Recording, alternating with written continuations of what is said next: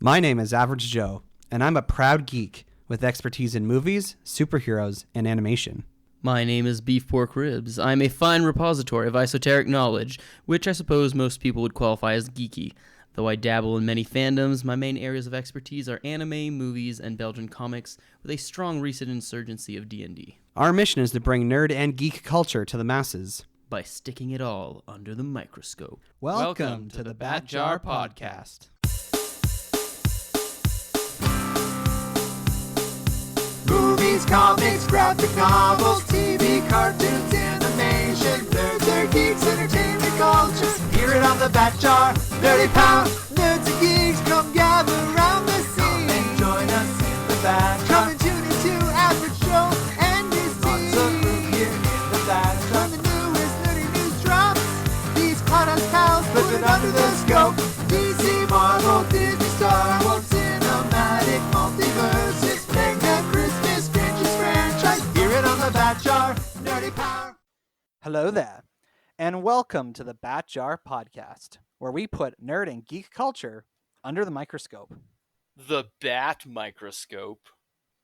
You know what? Maybe we should invest in a microscope, and I guess we would just paint it black to make it a bat microscope, or would we put little bat wings on it? Like, if you were to make a bat microscope, what would you do to make it batty? I mean, I used to own a microscope. Well, my family, that was black. So I feel like you have to go at least one or two steps further than that. So definitely put the bat signal on the wheels that you turn. I used to know the technical term because I was a nerd. Still am a bit. You put the bat signal on like the wheels that you turn, and also it needs to be collapsible, and because it needs to go inside the utility belt. And also I feel like there should be a feature where like it also acts as a bat signal. So like you can like the light, the light that's projecting through the sample is also a bat signal light. I'm no expert, but wouldn't it have to be a really bright light and like be super powerful to actually work as a bat signal? It depends. It could be a very localized bat signal. I feel like, unfortunately, the bat signal is, in the era of smartphones, has become very useless. I mean, it depends. Do you think that Batman is always looking at his phone? He doesn't strike me as the type. Yeah, maybe you're right. Who knows? So, beef pork ribs. Exciting news on my end. My employer is moved to phase 2, or our phase 2, which means that they're now having more people work from the office. So, starting tomorrow, I will be today, because we're recording this before it comes out. But point is, starting now, I'm actually going to be starting to work from my office again for the first time since March. Hey, that's pretty exciting. Yeah, it's a little bit of a return to normal, and That's I had a pretty chance. good. Yeah, I had a chance this week to go into the office for a special event, and I got a chance to see like what the custom is going to be like. I got to fill out a questionnaire every day. I get my temperature checked with a little Gunn thing. I wear a mask when I'm walking through hallways, so it seems pretty safe. And they've got hand sanitizer all over the place. Luckily, as long as I'm standing at my own desk or sitting at my own desk, I don't have to wear a mask. It's only when I'm essentially leaving my workspace or in proximity to someone less than 6 feet do I have to wear one. That's interesting. I mean, funny because Alberta has slightly different rules than Ontario, and I was at Mass yesterday, earlier today, and like they only ask you to wear the mask when you're coming in, but like during Mass you don't need to be wearing it, but then you have to put it on when you're going up for communion. So it's like as long as you're sitting separated from other people, you don't have to wear it, but then as soon as you get closer, then you do. It was interesting, I thought. Yeah, you have to basically wear them anywhere indoors. So I've gotten used to it for the past month and a half now, wearing a mask the entire time I'm in the church for Mass. And I've invested in some little more breathable masks recently. One's got a Batman logo on it. One's got a Superman logo on it. One's got Goku's crest from Dragon Ball Z on it. So Which one? representing The Roshi or the Kenkai one? The third one, so the one he wears when he shows up on Namek and is on his uniform during Super. Okay. It's like his own crest, I guess. It signifies the fact that he's no longer training under a master. But anyway, I'm representing Nerd and Geek Culture where I go wearing masks now, and which will include my workplace as of tomorrow. So excited for that. New kind of like a new chapter for myself in pandemic living. And Beef Pork Ribs, you're going back to work soon as well. So I don't know how you're feeling about it at this point. I mean, I work in a. I'm gonna be work. Well, I work in a school, so it's gonna be a little bit different. I don't know how to feel because it's like part of me is like, yeah, this is. I obviously prefer being in a classroom to teach. I did online teaching when the pandemic started, and that was really, really tough. But at the same time, there's also a part of me that realizes that I'm gonna be more at risk, like in a more at risk environment now, because there's gonna be a lot of people coming in and out, and even with the protocols that are put into place, it's still, gonna be a lot of people inside the building. And I know there's a lot of like the public opinion is very divided on that, and a lot of people are kind of upset at it. But at the same time, it's, I don't know.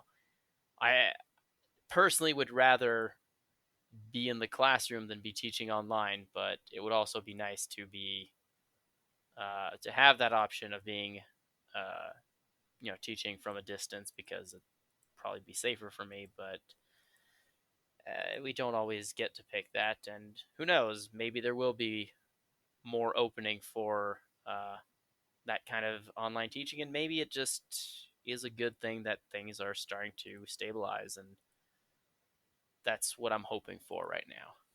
So our episode today is all about DC Fandome, the online DC fan event that ran. It started at like 10:30 in the morning Pacific time yesterday, so it was like early in the afternoon here, and it went on for 8 hours, and then it repeated again and again. So it was indeed only 8 hours of programming that kind of like cycled 3 times to accommodate people living in different parts of the world. Welcome to the Hall of Heroes.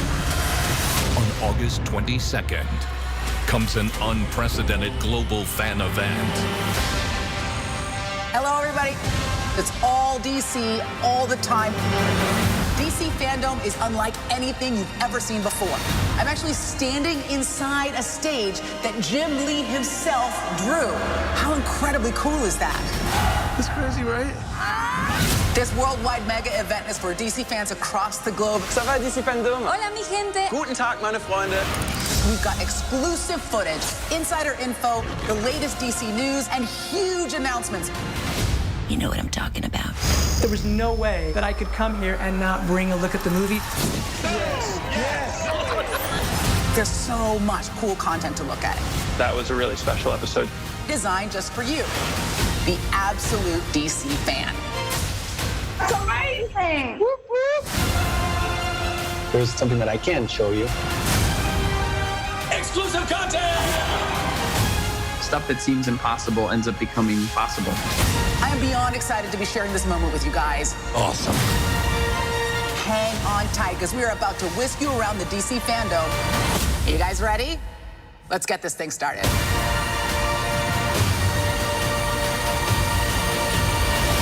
DC Fandome, Hall of Heroes. All fans welcome. 24 hours only. August 22nd. And there's only one place you can experience it, at dcfandome.com. Disappointingly, it was like last Tuesday, they announced that the DC Fandome event was going to look different. Initially when we discussed it, Beef Fork Ribs, we talked about how there was going to be like 5 sections that people could explore during the 24 hours. Well, they announced that the only thing that was going to happen on the 22nd was the main Hall of Heroes, the main kind of presentation room. And they said that everything else was going to be deferred to a second date in September. I think it's like September 12th. So all the extra things that they had planned to include, like the kids version and the the fan art area and the store and the insider verse and the watch verse, like all those extra things, have now been delayed to a future date. Like I think it's like 3 weeks from now. So for what we experienced yesterday, it was really only the main, again, like the main hall, if you want to think of it, like at Comic-Con they call it Hall H, and this was called the Hall of Heroes. So what I have to say about the experience of Fandome is kind of different than what I expected to say. I was kind of expecting this kind of multifaceted experience where, you know, if you didn't like what was going on in one space, you could go somewhere else, kind of like a con. And even when I talked about the Funimation con, I mentioned that they had one room or the other you could go into. So at any given time, you had at least some flexibility in what you were consuming. But what this basically meant for DC Fandome is that they really had one feed. They had one program, and essentially, if you didn't like whatever panel was on at that moment, you were kind of like stuck waiting until a panel you wanted to see later. Meaning, like you just walk away and do something else. So it really did feel less like a virtual con in that sense. It kind of felt more like a presentation of sorts, like a as if we were watching Apple make a presentation about products as opposed to like a convention. I know you were kind of, when we talked about it originally, you were kind of excited to see that they were doing these different sections of the experience. So are you disappointed to hear that it didn't end up having all those features? It's one of those situations where it's like kind of disappointed, but also unsurprised. I mean, especially when you look at the other, like, I am hoping that part of the reason that they did this was because they didn't want to just have all the videos up like some of the other online cons were, and they wanted to just maybe make it more interactive. Hopefully, because it did sound like a really good idea, and it still does. And if the only thing that's been deferred is the time, and not actually changed what's like the format, I still believe in it. You know, that it could still be something that would be worthwhile, and that they are, you know, taking seriously to actually happen, you know, make happen. But it is a little bit disappointing that they didn't deliver what they said. But I mean, again, we're used to things being deferred to a later date at this point, right? So it's not really that like, it's sadly almost part of the new normal is things getting canceled or things getting pushed back. I find the timing very suspect because you would think like they announced this thing back in June, so they had all this time to like think about the reality of, oh yeah, this is probably too much programming for one 24-hour period. So the fact that it was only like 4 days before it started that they then announced, okay, yeah, we're deferring a bunch of this. I'm just gonna have a second day. That seems kind of strange to me that it took them this long to make that pivot. You would think again that they would have come to this decision before now. Like, doesn't it strike you as odd that it came so late?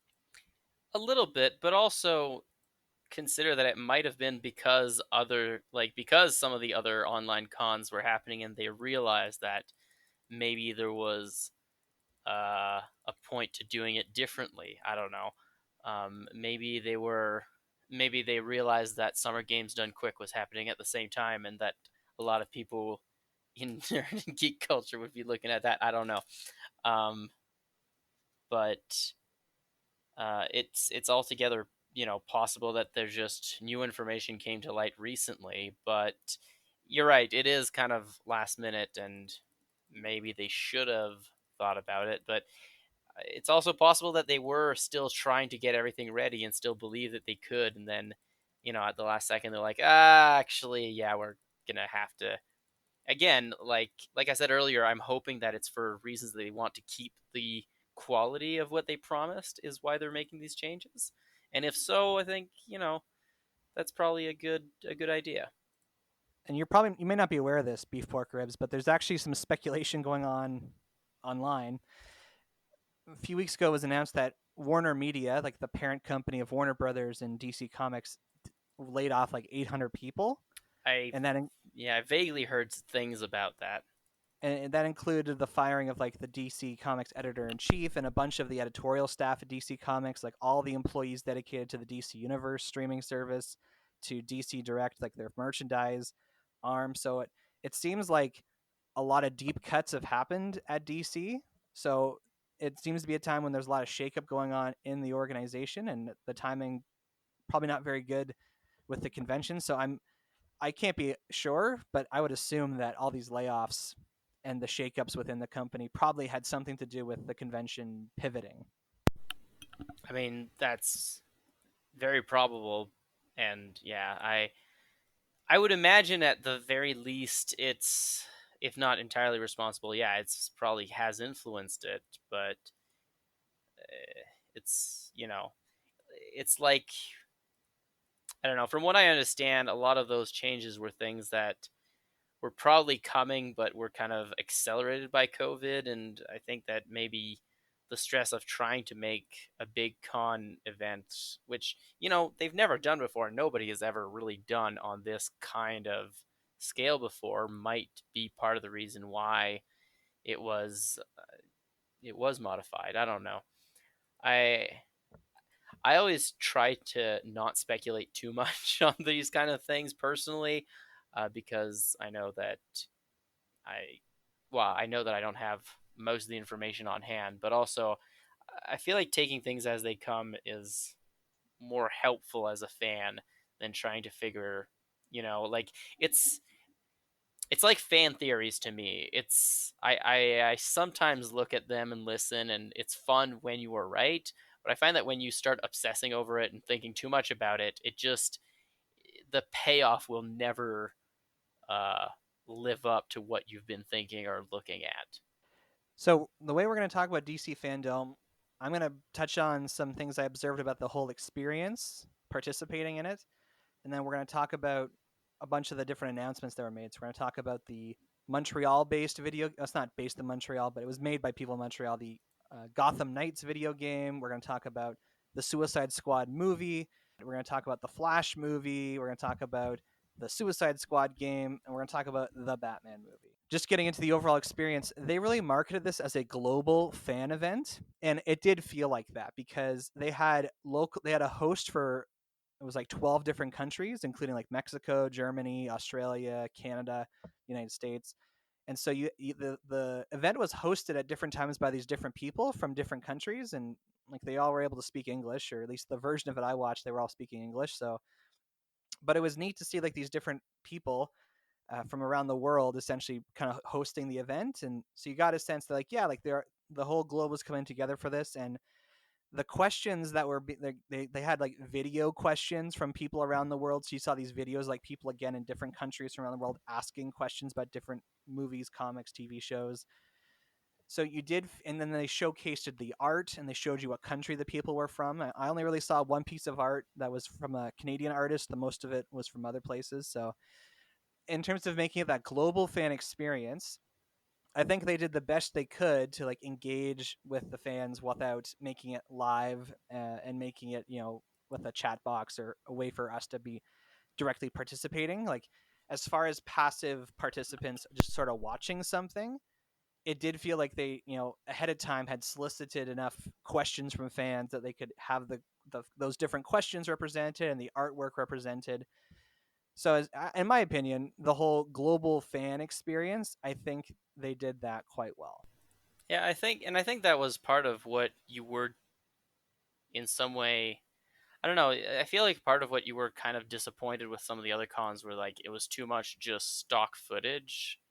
Whereas this, if I understand well, like the questions were stock, but they were kind of answering live or like making the answers a little bit more, which feels, at the very least, feels more like interaction than just having the whole thing pre-recorded. Well, the truth be told, I don't think anything we were looking at was actually live. I think it was all pre-recorded, but they were answering the questions in real time, like the questions being asked to like the director of Wonder Woman 1984. Like she was responding to those questions as they're being asked to her, but we were watching like a recording of her answering them, if that makes sense. Semi-live, yeah. I mean, I guess a lot of things are like that now that used to be live, or like we're doing it as live as we can. We just want to acknowledge that we may have difficulties, technical difficulties, and then we can't account for them if we're completely live because we might not be able to get the people in to fix it. Yeah, and it was kind of neat. Like some of the presenters they had, like Will Arnett was a presenter for the Suicide Squad video game, and he was essentially standing on like a green screen, but they had it looking like he was inside the DC Fandome. And then at one point, they brought on the lead developer for Rocksteady Games, who is in the UK, but they had him on a green screen and they had it edited so it looked like that they were standing next to each other, even though they were like, hundreds of miles apart. Oh, I And like it. again, it looks like they were both inside the DC fandom. So they did do some creative stuff to try and make it seem like people were together, and then sometimes people were just screens, like as if you were watching a Zoom call or something. Is Will Arnett just because he's Lego Batman, or does he have another major involvement in DC I'm not aware of? I think it's because he's Lego Batman, and he claims to be a gamer, so I think he was chosen to host that panel. Like Zachary Levi, who plays Shazam, hosted the Warner Brothers Montreal game panel, and he said he was a gamer. So I guess they just picked celebrities who were also gamers for those specific panels. But overall, like I complained that there was really only like one stream to watch. Like there was only like one schedule to follow. And the reality is, because I am a DC fan, I was genuinely interested in most of the panels they had. It wasn't like a Comic-Con where it's like the topics are all over the place, and it's really hit or miss if I'm going to enjoy it or not. Like this was clearly like all DC related. There was even like a Chris Daughtry music performance where he like played a song about Superman, and he like filmed it from his house, and he has all this Batman and Superman stuff in his house. I was like, I had no idea that this performer was a huge fan, but clearly he is. Otherwise, why would he have all this stuff? Yeah, I was gonna say, like, even though you've been pointing out some of the, perhaps you could call them, flaws of what's happened, but you, like, talking to you yesterday and a little bit this morning, like messaging, like, you seem genuinely very excited about what was happening. Yeah, and I was, and there were like fun little things they did in between the events, like the different panels that were fun too. Like I showed you one video before we started. It was like it was basically like an abridged series video, because they took animation of different animated Batmen, and they like had the actors who played those different Batmen record new dialogue talking to each other about their experience of the pandemic. And it was just very meta and very fun to like see different Batmen interact with each other, and again recycling old animation, which is like the whole core of an abridged series, is taking old animation and trying to like make something new out of it. And I thought that was really creative. That's something you don't see generally from like actual content creators. Usually you see like fans do that kind of thing. Yeah, but then again, you do. I think we are starting to see a lot of companies start to take, fan-made projects a little more seriously, and actually sometimes trying to entirely emulate them for their products. So I think that's having an abridged series, a Batman abridged series, is probably a good thing from DC to have done. But I think it's also a lot of, I find, not just for DC, but generally like voice actors, because they're still able to do a lot of their work, have been trying to do a lot more things, and to show that they are genuine fans of, like, a lot of them are genuine fans of, the shows that they do, or have become genuine fans, through doing the shows and actually getting involved in the fandom, which I think is pretty neat in a way. There was a really funny one that went on for like 4 minutes, and it was essentially a crossover between Batman 1966 and Batman Beyond. And it was basically Batman Beyond and old Bruce Wayne watching footage of the 1960s TV series and kind of riffing on it like Mystery Science Theater. Yeah, that would be quite entertaining. Yeah, I think you can find it on YouTube. It's quite hilarious. So yeah, I think I would have enjoyed Fandome better if they had included the other verses, because then if I could switch and go to a different part if I wasn't enjoying the panel that was going on in the main room. Um, and that's just, it is what it is. That part will exist in a few weeks, so there have you. So now we can talk. So, and the interesting thing about DC Fandome is that because there was no in-person Comic-Con this year, DC decided to host their own fan experience so that they can announce all the things about their upcoming projects themselves. Like they're no longer needing to rely on Comic-Con to be like the place to announce all this stuff. So we got panels about several different upcoming DC TV shows, video games, movies. And of course, most of them have been impacted by the pandemic. So they all kind of said like, yeah, like we're not as far along as we wanted to be, but this is where we are right now. So the first thing I want to just talk about briefly, it's a video game coming out next year, developed by Warner Brothers Games Montreal, called Gotham Knights. Beef Pork Ribs, did you get a chance to watch any of the promos for this? I saw at least one of them. It was. Have you ever seen that meme where it's like it talks about how the Robins are like Robin is to Batman what Eevee is to Pokemon? How they all like evolve into a different version. I haven't heard that before, but it makes sense. Yeah, it's well, it was a meme basically, and it had like all the different Robins and what they turn into. So Red Robin, Batgirl, Nightwing, Red Hood, and I just that's what immediately came to my mind when I saw the trailer for that. It was like, ha, it's the Eevees. They've all evolved. So this is a video game that's coming out next year, and the premise for the game is that Batman has died, and he's sort of passed the torch to several of his proteges to kind of carry the torch and defend Gotham City without him. So you as the player, you can choose to play solo, or you can choose to play like co-op with somebody. You can play as either not Batman. That's the whole point. Batman's not there.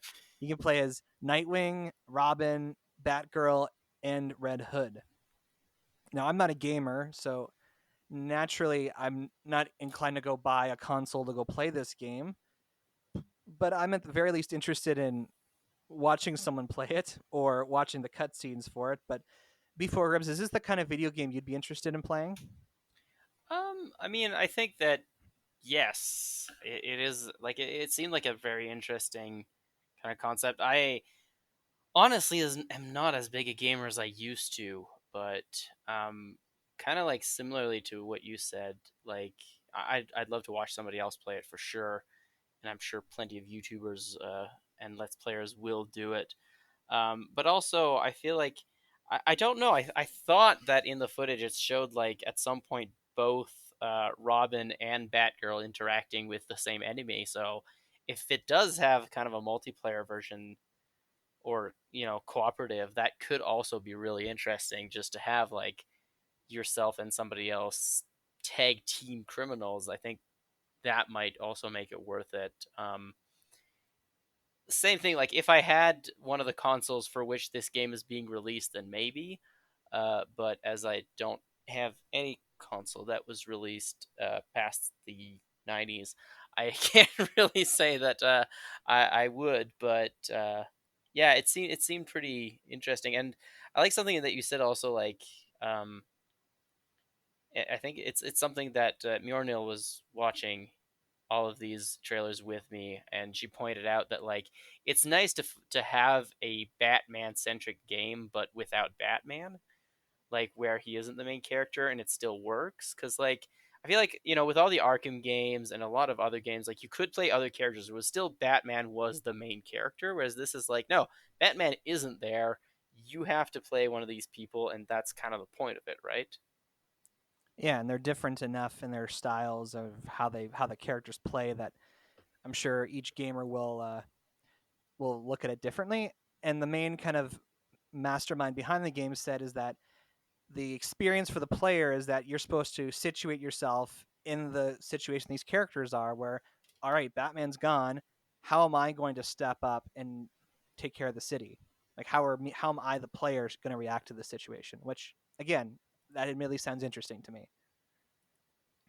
Yeah, it seems like, and yeah, it seems definitely like a worthwhile game, and I would love to see people play it. And who knows, maybe by the time it's released, I will have a more modern gaming console, and maybe I will get into playing it.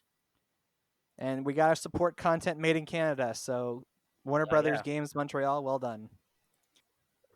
I didn't mention this at the beginning, but Wonder Woman 1984 did have a panel where there was like a Q&A with the director and everything, and they had some of the cast there. And all I'll say is that it really seemed like they liked working with each other, and they showed some kind of like B-roll of them on set, like laughing with each other. And so you really got a sense that these people enjoyed each other's company. They did show a new trailer, which unfortunately spoils like what the cheetah looks like at the like in at in the end of the movie. And I was like, darn it! Like so many movie trailers spoil like a villain's kind of final appearance, and it's like, why would you just save that for the movie? Yeah, I thought it was. For a second, I thought the politician might be Lex Luthor, but I'm really hoping it isn't now because that would be, I don't know. Oh, he's playing Maxwell Lord, which is another DC character that Okay, good, because I was like, please don't mess up Luthor again. I mean, I know it wasn't Lex Luthor last time, but like, why would you even have his son? It was it, or like, I don't know. yeah, there's different theories. Yeah, Jesse Eisenberg was not very convincing there. All right, let's talk about this Flash movie. So, Before Gribbs, are you familiar of any of the details surrounding this Flash movie coming out? No, I started panicking when when you mentioned it in the intro because I'm like, that's not one of the things you told me to watch. But there isn't a trailer, or is there? No, so this is the thing. This movie isn't coming out till 2022. All that's available right now is one piece of concept art they put out to show like what his costume will look like in the new movie. But Are they did have a people little. upset about that, or? Well, no, people seem very excited about it, and if you go find the picture, you'll understand why. But there was a little panel. It had the star of the movie, Ezra Miller. They had the director, they had the producer, and the writer, kind of all talking about the movie and like where they're going with it. They're basically doing Flashpoint, the storyline from the comics. Are you familiar with Flashpoint, Beef Pork Ribs? Uh, unless it is the event that leads up to Crisis, then no. So Flashpoint, okay, the Flash can move really fast, and sometimes he moves so fast he travels through time. Yes, I am fully aware of that. In the story Flashpoint, he goes back in time and prevents his mother from being killed. And upon returning to present day, he discovers that essentially he's now in an alternate reality. That changing that one event in history created essentially like a butterfly effect that changed a lot of things. As time traveling usually does. So this is going to be seems like a loose adaptation of Flashpoint. They kind of didn't even refer to it as Flashpoint, but they did emphasize that it's going to be him trying to stop his mother's murder from happening. It was announced like the days before Fandome started that Ben Affleck has agreed to appear one final time in this Flash movie as his version of Batman. That's, I don't know. I did I did appreciate Ben Affleck as Batman, and I think he did a very good job considering what that Batman was. Like the Batman that he did isn't what most people think of as Batman, but I liked it. Yeah, the rumor is that he'll have like essentially a cameo appearance at the start of the movie, kind of like interacting with the Flash before he travels through time. And I'm curious to see how you're going to react to this, because the big news that's kind of coming out related to this movie is that the idea is that when Flash travels to a different dimension, is that he actually travels to the Tim Burton Batman universe. Hey. And it's pretty much confirmed now that Michael Keaton will be coming back to play his version of Batman. That is the best news I have heard in a long time. I really like the Tim Burton movies, completely unironically, and I still think Keaton is possibly I'm gonna say he is my favorite like on-screen Batman, like live action. Obviously the animated series trumps everything, we all are aware of that, but he is definitely my favorite live action Batman, and that's super exciting. Now I'm very excited about this, so thank you. So the idea is that Flash will start out in the same universe as Ben Affleck's Batman. He'll travel to this alternate dimension after saving his mother, and all of a sudden he's where Michael Keaton is an older Batman. And apparently Michael Keaton's meant to have a large role in the movie as like an older version of his Batman. And then the rumor I heard today is that at the end of this Flash movie, when Flash resets the timeline, Michael Keaton will still be there as Batman. And that he'll have like a Nick Fury kind of role going forward in DC movies. And that he's going to be like the mentor to the Batgirl movie that is still happening, I guess. And even though they didn't confirm it, like there's two things that happened during Fandome that made me think that it's going to happen. The one is that as they were talking about the end, as the panel was ending, you started hearing the Tim Burton Batman music playing. And then the second thing that makes me think it's actually going to happen is in the concept art they showed of what the Flash's costume is going to look like, you see him standing there next to Tim Burton Batman. So you can clearly tell that they've like been developing this movie with the idea of including Tim Burton's Batman in mind. I think all they're waiting on now is just for Michael Keaton to, put the final dots and T's on the contract. So they can say that he's in the movie for sure. Nice. That's interesting though that he's returned to that role after Birdman, but but that's still super good news, and I think he'll do a great job. Like he can totally pull off old Bruce Wayne as well. It's not quite as bulky as the traditional old Bruce Wayne because he usually only appears in the animated series or comics, but still. And this brings up the idea of the multiverse because if this movie happens the way that it sounds like it's going to happen, we're going to have a movie with two different Batmen in it, which means that they're really diving into exploring this idea of the multiverse on screen, like in the movies. The multiverse has been very much explored on TV through the Arrowverse and stuff. So TV fans have kind of gotten used to this idea that there's different versions of the same character, but this will be really the first time in the movies that they acknowledge that there's different versions of the same character. And one YouTuber I was listening to today, she wasn't sure how like the average moviegoer would react to this idea. I'll say that there is kind of so like I don't know if it's a good or a bad thing, but because Endgame exists, that concept, even though it's a completely different concept. Well, not completely different because the concept of Endgame's alternate realities is more or less the same thing as Flashpoint's alternate realities, but not exactly the same thing as the DC multiverse because that's quite different. But I think people will be maybe a bit more accepting of it, and like other things like in pop culture have been pushing things like that a bit more, and like Rick and Morty. I know it's not the most topical of things, and it's not for everybody, but it is like I feel like there are more people who have kind of tried to explore that idea, and some of those are more mainstream, or even like anime is more mainstream. A lot of people have seen Dragon Ball Z, and the way that the multiverse and Dragon Ball Z works is closer to.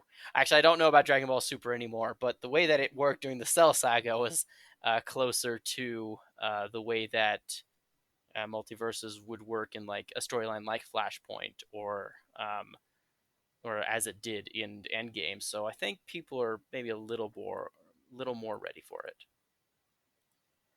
Yeah, and there was a whole panel where they had Jim Lee, the publisher of DC Comics, Greg Berlanti, who's like the producer behind all the Arrowverse TV shows, and Walter Hamada, who is like the president of DC Films. And they kind of talked about how they're approaching all the adaptations now through the lens of the multiverse. So there was a while where in DC they like essentially they wanted to make sure there was only one version of a character outside of the comics. Like if there was a character that the movies wanted to use, the TV shows weren't allowed to use them, and vice versa. But they're now, I guess the way that they're talking about everything now is through this lens of the multiverse, saying like we want to give filmmakers, TV producers, we want to give people total freedom to like tell a story whatever they want. And basically the way they're explaining this away is like through the multiverse, to say like, oh, like the Joker movie, that's in its own multiverse. It doesn't have to tie into any of the other movies. And like the new Batman movie isn't going to be connected to the other DC movies you see because it's in its own part of the multiverse. And again, like the TV series that are connected are in the same one universe, but then there's the different TV shows that are published on different networks, again, different parts of the multiverse. I was talking to someone about this today, and they kind of said like, oh, that's a great way to like explain away their like having to restart things and their kind of mixed efforts at producing good content over the last 4 or 5 years. And I guess I guess because I'm optimistic and because I am a DC fan and because I do understand the idea of the multiverse, I'm like, yeah, totally, this is a great way to go about doing things. But I at mean, the same time, that's also how the multiverse was born, was because they're like, we don't really have that much internal coherency, but let's just make it that way. Like, I don't think it's really an excuse. I think that's embracing what the multiverse has always been for DC, is like, oh yeah, we made a lot of different storylines, but you know what? They can all exist at the same time and in different ways, and it's okay. so you don't think this is a bad thing per se? No, I think it's a great thing, especially like, I mean, we might talk about this more when I would talk about the Batman movie, but like, um, I'm very excited. This is gonna sound bad, but I'll elaborate on it a bit more. But I'm very excited that that's not the only version of Batman that's going to be around right now. Fair enough. Yeah, I don't know. I guess because Marvel has been able to show everyone that, yeah, you can make a cohesive universe work where you have all these different franchises that have their own kind of flavor and still all tie into an overarching story. The fact that they've kind of shown that that is possible, and you could argue this is the lazy way of just going around. It's like, well, we just can't do it. We can't do what Marvel did, so we're just gonna like. Doesn't matter if there's two Batman in one movie and there's gonna be a Batman in a different movie and a Batman referred to on Titans and a Batman referred to on Batwoman. It doesn't matter. It's all the multiverse. I'll say yes, but like, because there's a thing, DC can't do what Marvel did, like, and whether this is an excuse or an acknowledgement of that, I don't really care, because I think it is the right way to go. Like, and this is a thing, like, Mjolnir always has this rant with me when we talk about it, but like, DC did not put the time and preparation into creating a cohesive cinematic universe that Marvel did. And at this point, I'd argue A, it's too late, and B, it isn't playing to the current strengths of the company. Although, what those strengths are and how they'll vary now that this is where all the huge, layoffs might be very different, but like, it is being able to like reinvest into some of their animated series or some of the TV shows that were doing really well, and not have to have them all linked together. Like, there was no need for the Flash in the movies to be the same Flash as in the TV show. It was cool, everybody was excited about it, but it seemed to be almost forced to be like Marvel. And whereas I feel like this is in some way an acknowledgement that they can still make good content without having to be the same thing. And I think like another thing that you know people talk about is that like people don't just make superhero movies anymore. Like, it's a superhero movie with a heist movie, or it's a superhero movie plus this. Like, just the fact that a superhero is in your movie is, because there's so many of them now, is almost not sufficient anymore to have your superhero movie do well. You have to make it a quality movie too. And I think that that's, if that's the focus they're going through towards, is we're going to focus on doing the best we can instead of focusing on making everything the same, then I think that's a better choice. And to be honest, like, yes, Marvel have the cinematic universe, and yes, they announced all like the Disney Plus shows that they were going to do with Marvel, but those haven't happened yet because of COVID, and I'm not convinced how well they're going to do. That's a new venture for them, and I have a feeling that there will be people who are like, you know what, DC did it better. And that'll be like, yep, this is a poor attempt at the Arrowverse. I really do believe that that will happen, but we'll see. I don't want it to happen because, I still like Marvel enough, and it would be kind of terrible if it fell completely flat. But I do think that this, like, saying we're working off of multiverse is a good idea because of what they have right now, and because I think it works better. So there's two different Suicide Squad projects that are happening right now. Again, this idea of the multiverse, different versions of the same characters. So on one hand, you have the Suicide Squad video game that has been announced by Rocksteady, the company who did the Arkham games. And they did confirm during the event that this game is set within the Arkham universe. So this is kind of like taking place after the Arkham games. And it's a Suicide Squad game called Suicide Squad Kill the Justice League. Yeah, I saw the trailer for it. It looked good, honestly. Like, it looked fun. It looked like it was more about the Suicide Squad hanging out than trying to have big, overarching storylines. And I kind of appreciate that sometimes you're just, especially with the suicide, especially with the way the Suicide Squad is viewed now, which has changed a little bit from maybe what they are originally, but what it is now is like more or less sympathetic villains doing fun things, and I think that leaning into that is a good idea. And the game just looked like, you didn't get a lot of gameplay in the trailer, and so you can't exactly tell, but I do think that yeah, it looked like it's a fun project, and one like the Gotham Knights game. Like I wouldn't go out of my way to play it, and especially because I'd have to get a console. But it just looked like a solid concept for a game, and definitely like one of those games. I mean, the Arkham games were definitely like that as well. That you could just like watch the cinematics and have a good story out of it. So the big difference between Arkham Knights or Gotham Knights and the Suicide Squad game is that it is more team based. So you can play this game by yourself, but the idea is the other three members of your squad will be there with you, and you can switch between the different characters, or you can play like local co-op and have two people going through the adventure together. So it kind of focuses on four characters who have different like skills and abilities. So you have like Deadshot, who has like a jetpack and shoots guns. You got Harley Quinn, who kind of like zips around and bonks people with her different weapons. You have King Shark, who's basically like a Hulk, kind of super strong monster. And then you have Captain Boomerang, who somehow is moving really fast in this and has his of course his projectile weapons. So it's an interesting dynamic. It's an interesting game. I'm interested in the story setup, like as to like why Amanda Waller, who like leads the Suicide Squad, wants the Justice League killed. I'm also excited about like, I'm gonna say I love the fact that they weirdly added a power to Captain Boomerang to make him more relevant. I think that's a good decision.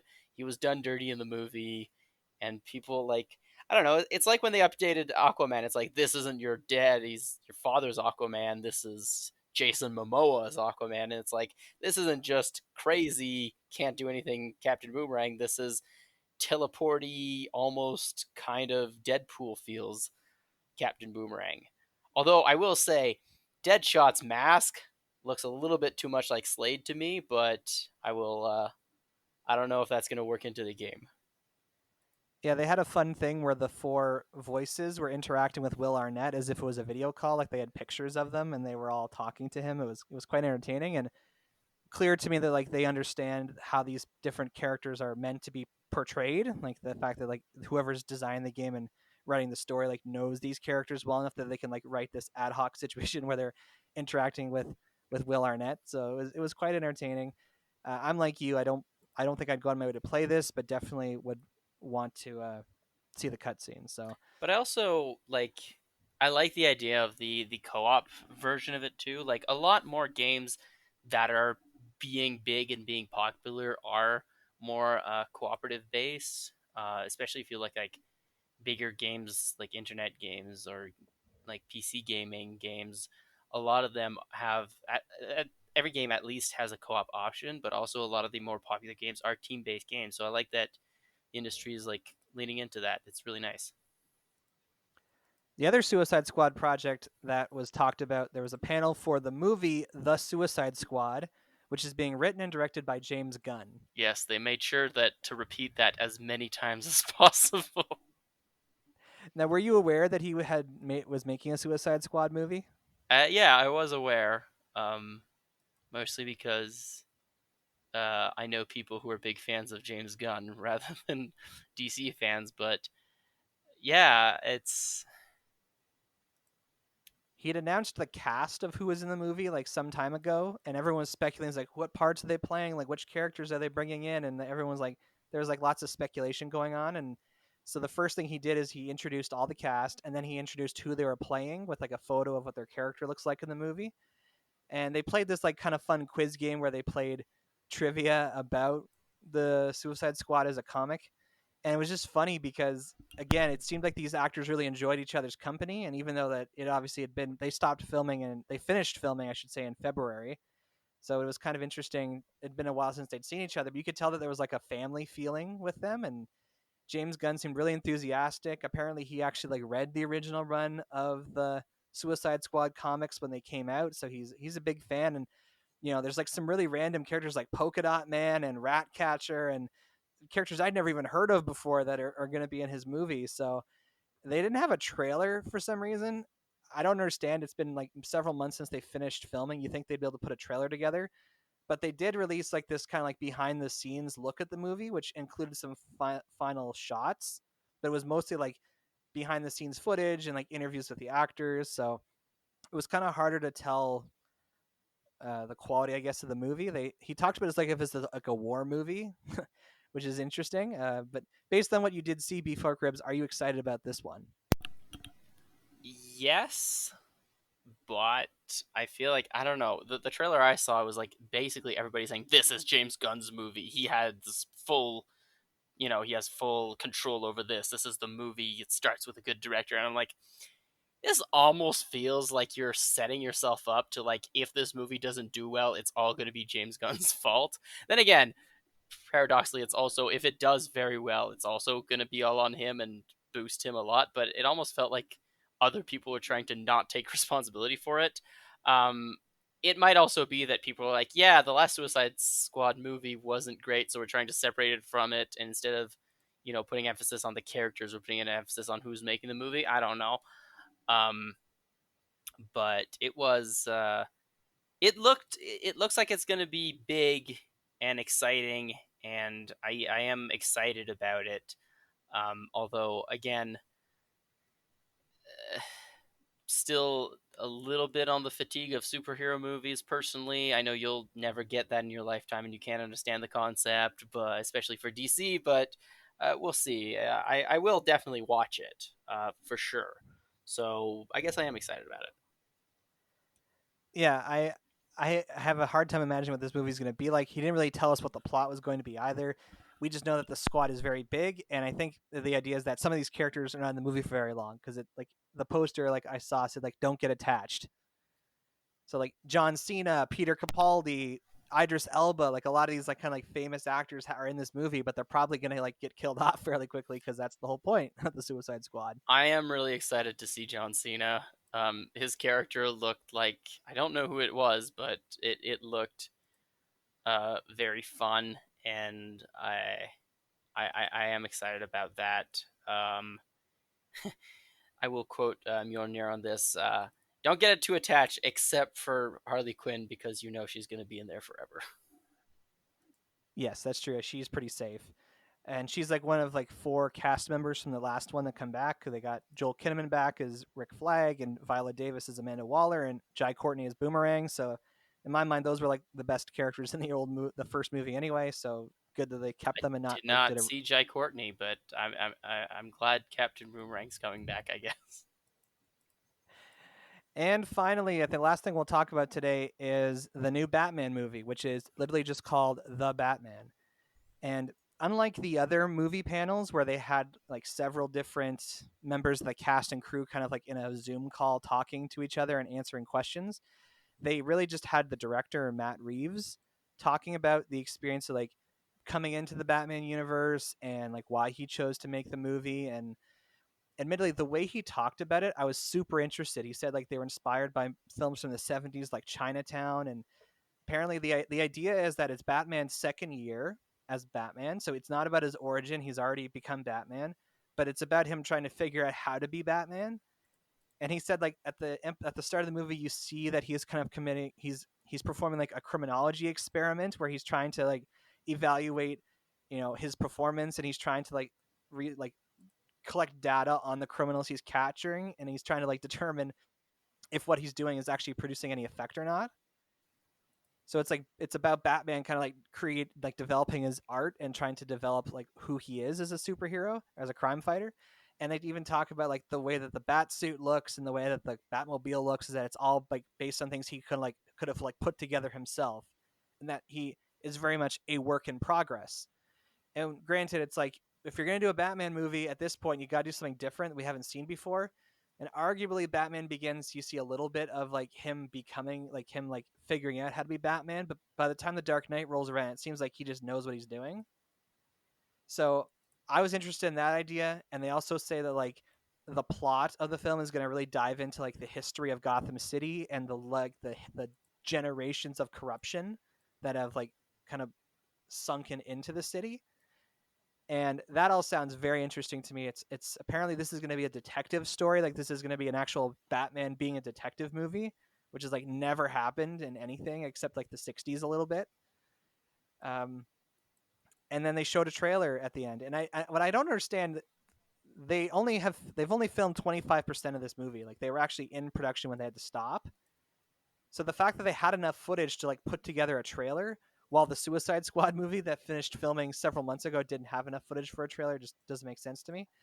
But I gotta say, from what I saw in that preview, I'm excited for the Batman. So, without the context from what I saw, I really wasn't.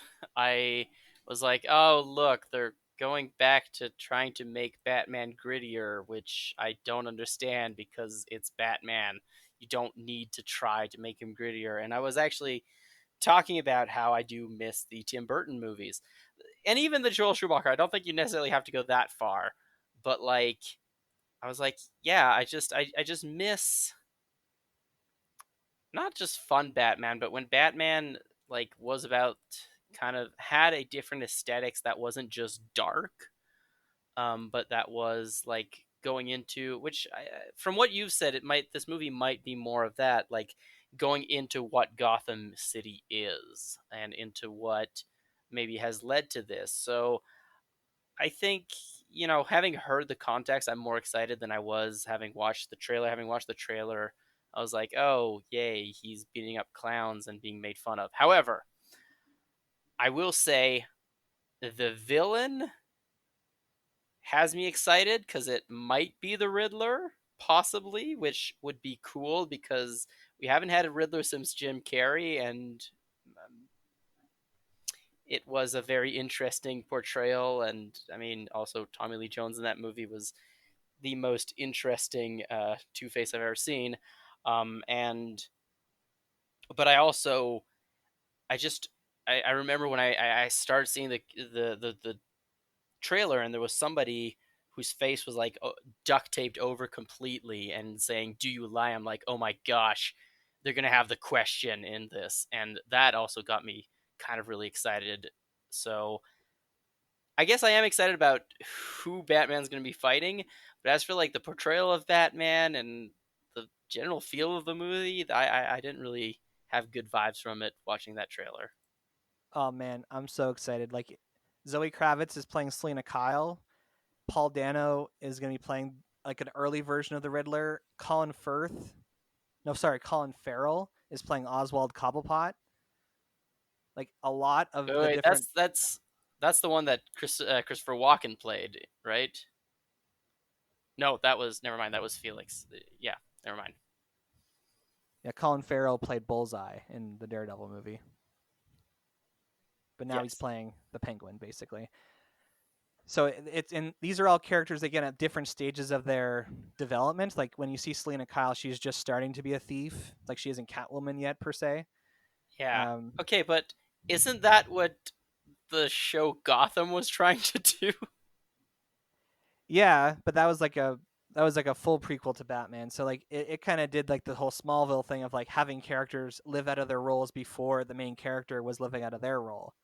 Which, if you're a fan of that show, it worked. But if you're a fan of like the whole lore, it's like, well, this doesn't make sense at all. Yeah.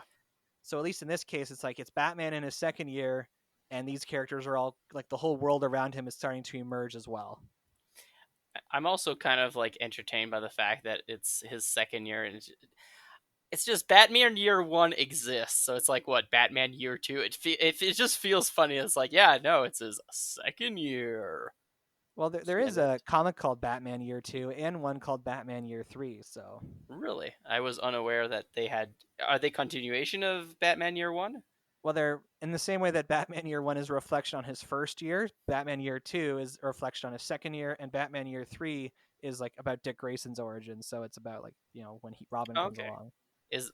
Do you know if the comics are being used as source material? I do not. He did quote, the director quoted one Darwin Cook comic book that was a big inspiration for the movie, but it wasn't one I was familiar with.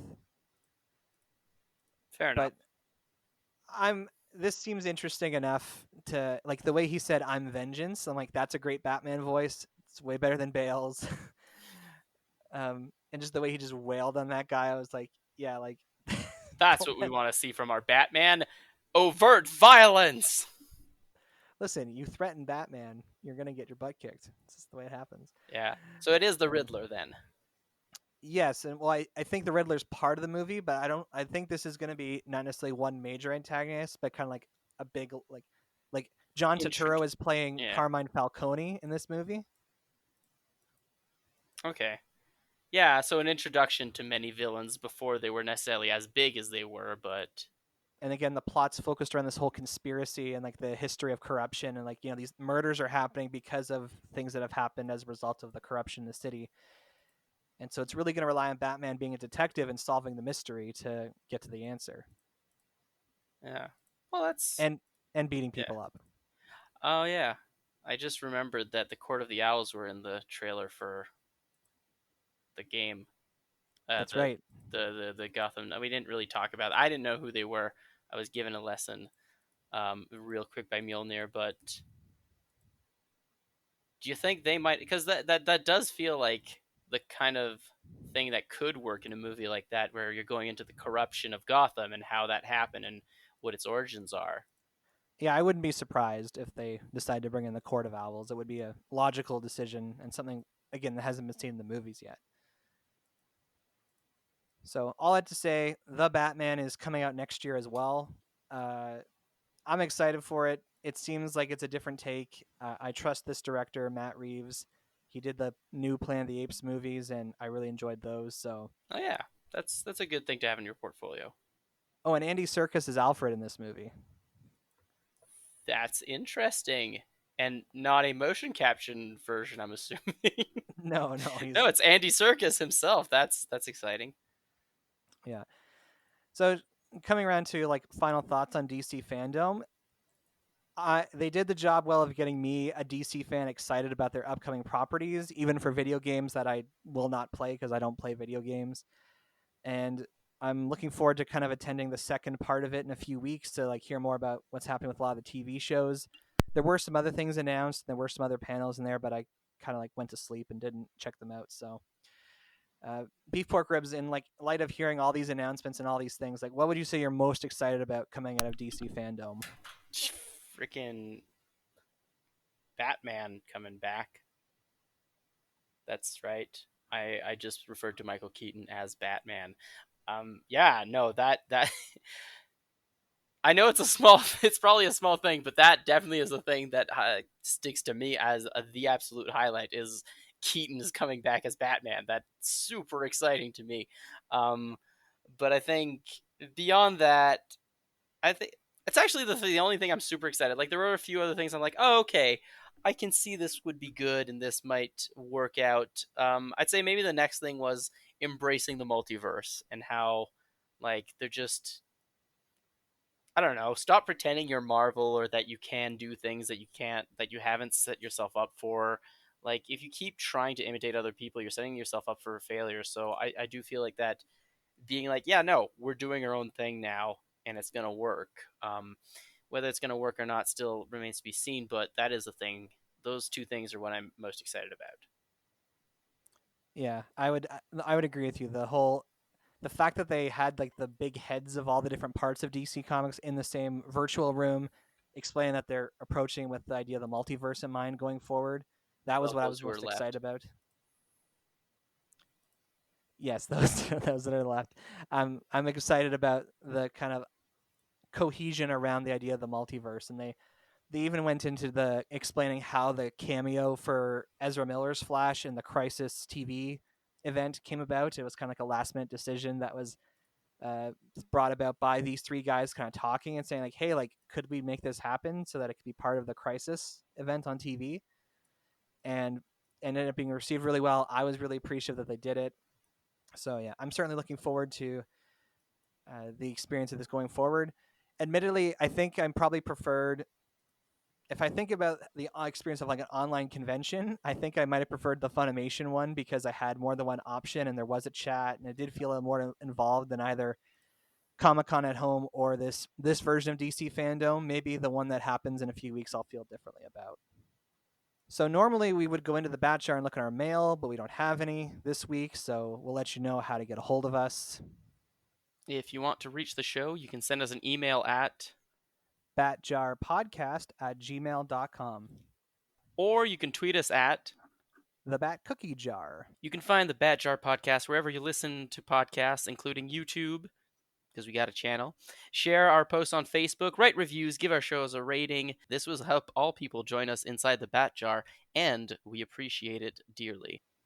And this is when we would normally go inside the bat jar and pull out a topic for next week, but we actually had a chance to meet this week and kind of talk about the podcast of the fall, and we're really excited about a lot of movies coming out. Our 200th episode is coming up, our 4th year anniversary. Christmas is coming sooner rather than later. We need some joy in the world right now. Yeah, we're not pushing Christmas back this year, despite COVID. So we're really excited about things that are happening this fall in the podcast. And the first thing to kind of come up next week, unless something changes the next week, The New Mutants is finally getting its release in theaters. It's had its release date changed like 5 times, and we'll get into that more next week. But The New Mutants is finally coming out, and we're gonna go see it, and we're gonna talk about it. I have never been a huge fan of this particular branch of the X-Men universe, so my expectations are pretty low. So hopefully that'll help me enjoy the movie. Yeah, I rewatched the trailer and I was like, "Oh right, this is a horror movie." But and I don't like horror movies, but we'll see how it goes. I mean, Maisie Williams is in it, and I absolutely love her, so could be great. So until next week when we talk about The New Mutants, I'm Average Joe.